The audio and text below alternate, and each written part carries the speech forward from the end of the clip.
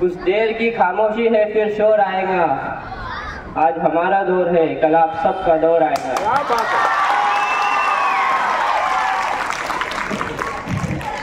جناب صدر، معزز سامعین، اساتذہ اکرام اور میرے عزیز ساتھیوں، السلام علیکم ورحمۃ اللہ وبرکاتہ. آج جس موضوع پر مجھے تقریر کرنے کا موقع ملا ہے اس کا عنوان ہے آج کے طلباء اور اخلاقی پستی. معزز سامعین، موجودہ معاشرے میں ہمیں اخلاق کی اشد ضرورت ہے. جس قوم کے اخلاق اچھے ہوتے ہیں اس قوم کا شمار ترقی یافتہ قوموں میں ہوتا ہے. اخلاقیت کے ذریعے ایک انسان بنتا ہے اور اخلاقیت ہی کے ذریعے ایک انسان اشرف المخلوقات بنتا ہے. آج کے معاشرے میں کسی بھی یونیورسٹی، کالج، اسکول یا کسی بھی کلاس کی پہچان اس میں موجود تعلیم حاصل کرنے والے طلباء سے ہوتی ہے اور ان طلباء کی پہچان ان کی اخلاقیات سے ہوتی ہے. اور یہی اخلاقیات آج ہماری قوم، معاشرے اور طلباء سے ختم ہوتے جا رہے ہیں. آج ہمارے اخلاق اتنے آلودہ ہو چکے ہیں کہ ہم دوسروں کو تو دور کی بات، ہم ہمارے استادوں کو سلام تک نہیں کرتے، ہم ان کے ادب میں کھڑے تک نہیں ہوتے.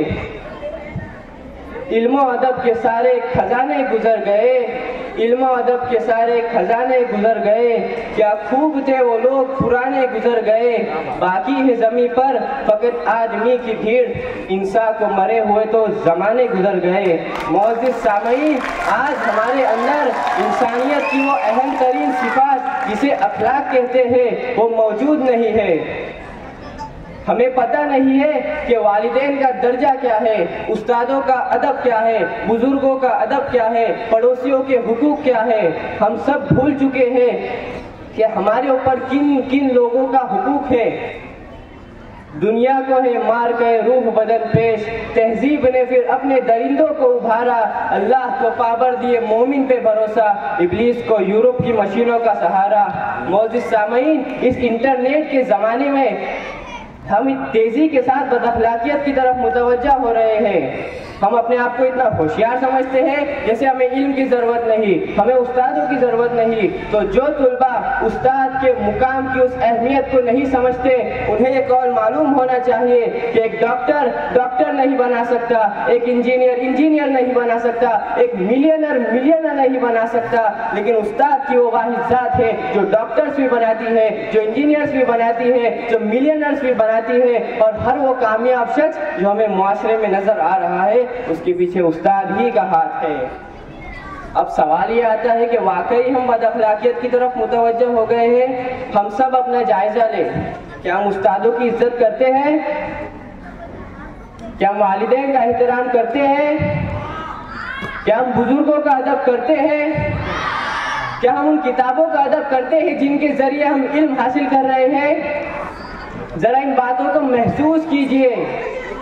اور اگر نہیں کرتے تو آج سے عزم کر لے کہ ہم ہر اس ذات کا ادب کریں گے جو ہماری رہبری کر رہا ہو. کیونکہ جب ایک نسل بد اخلاق ہوتی ہے تو اس کی نسلیں بد اخلاق ہوتی ہے، اور جب ایک نسل با اخلاق و خوش مزاج بنتی ہے تو اس کی نسلیں سنور جاتی ہے. کیا خوب کہا کسی نے، ایک بہترین انسان کی پہچان اس کے اچھے اخلاق ہوتے ہیں. کیونکہ علم تو ابلیس کے پاس بھی بہت تھا لیکن اخلاق سے محروم تھا. آج ہمارے معاشرے میں ایک ایسا طبقہ بھی موجود ہے جو ایجوکیشن تو کثیر تعداد میں حاصل کر رہا ہے لیکن اتنا ہی بے دینی اور بد اخلاقیت کی طرف متوجہ ہو رہا ہے. اس کی وجہ یہ ہے کہ ہمارے تعلیم حاصل کرنے کا سلیقہ صحیح نہیں ہے. ہم اگر کامیاب لوگوں کی زندگی کو دیکھیں گے تو ان کے ادب کا یہ معاملہ تھا کہ اگر ایک راستے سے استاد گزرتے تو اپنا راستہ ہی بدل دیتے تھے. یہ مقام، یہ منزلیں، یہ شہرتیں اور یہ کامیابیاں صرف علم سے نہیں ملتی، ان کے لیے ادب، عاجزی، انکساری، خاموشیاں اور تہذیب و اخلاق چاہیے ہوتے ہیں.